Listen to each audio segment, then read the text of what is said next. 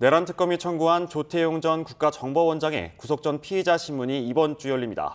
최상병 특검은 두 차례 소환에 응하지 않은 윤석열 전 대통령에게 오는 11일 출석하라고 다시 요구했습니다.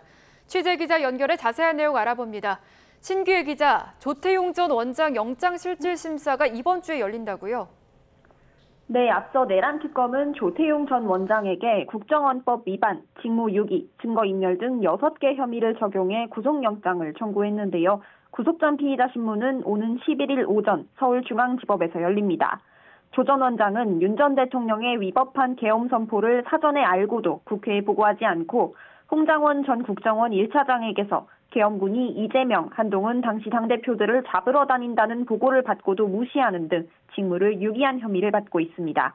또 국정원 내부 CCTV를 국민의힘에만 선별적으로 제공하며 정치관여 금지 의무를 어기고 비화폰 정보 삭제에 관여해 윤석열 전 대통령의 형사사건, 탄핵사건 증거를 인멸한 혐의도 있습니다.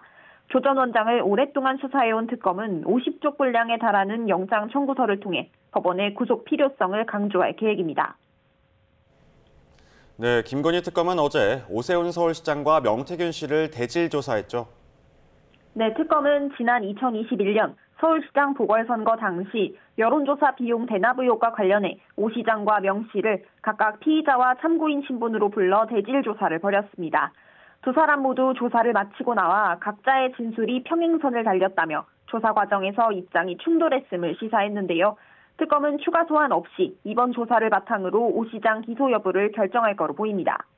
이런 가운데 특검은 오는 11일 김건희 씨 모친인 최은순 씨와 오빠 김진우 씨를 국고 손실 혐의 피의자 신분으로 소환합니다.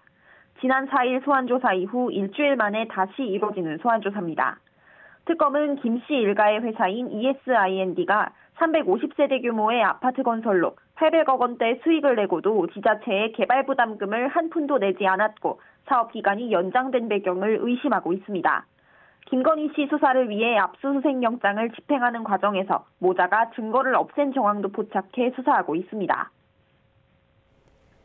최상병 특검 수사 상황도 전해주시죠.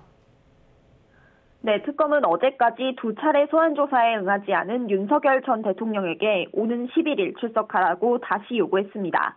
특검이 윤 전 대통령을 수사 외압과 은폐 등 수사 대상 의혹들의 핵심 피의자로 꼽은 만큼 외압 의혹의 다른 주요 피의자들을 재판에 넘기기 전 반드시 조사하겠다는 의지로 풀이됩니다. 다만 특검은 체포영장을 청구해 강제 구인할 가능성에 대해서는 아직 정해진 게 없다며 말을 아끼고 있습니다. 오는 11일에는 앞서 구속된 임성근 전 사단장의 구속기간이 만료되는데요.